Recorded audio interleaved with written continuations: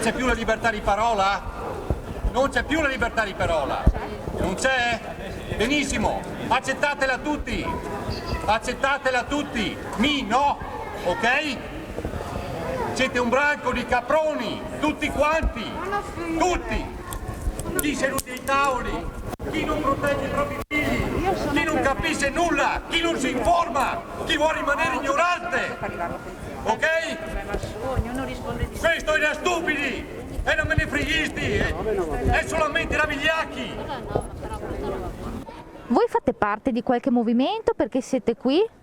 Allora, io sono, diciamo, un'autorità veneta del Comitato di Liberazione Nazionale Veneto, che è né più né meno che un soggetto giuridico che è a livello internazionale è equiparato agli stati tipo Italia e così. Quindi siamo qui per rivendicare le nostre ragioni.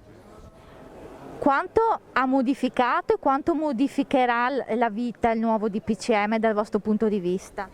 Beh, dal nostro punto di vista nessuno, perché appunto le leggi internazionali sono superiori a quelle degli Stati, quindi alla nazione Italia piuttosto che all'Europa sono già leggi superiori.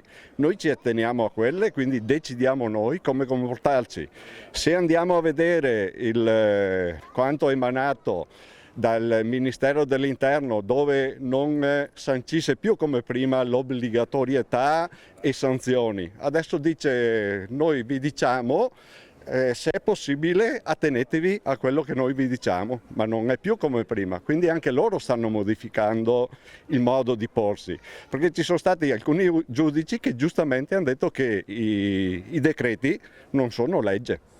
Diciamo che è un DPCM illegittimo, non è neanche in grado il primo ministro di scrivere i DPCM visto che fa l'avvocato, almeno che si curi di mettere la motivazione oltre alle prescrizioni e che si ristudi un po' i libri di diritto visto che fa l'avvocato.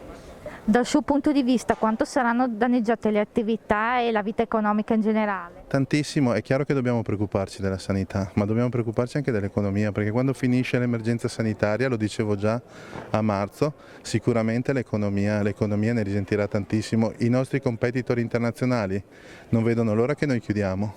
Noi siamo forti per il Made in Italy, per il cibo, per il vino, per il design, chiudiamo tutto e pensiamo che gli altri si fermino. La Cina è tutta aperta, ma io penso che sia qualcosa di più grande di noi, ma non riesco a capire, perché se lo capissi lo direi.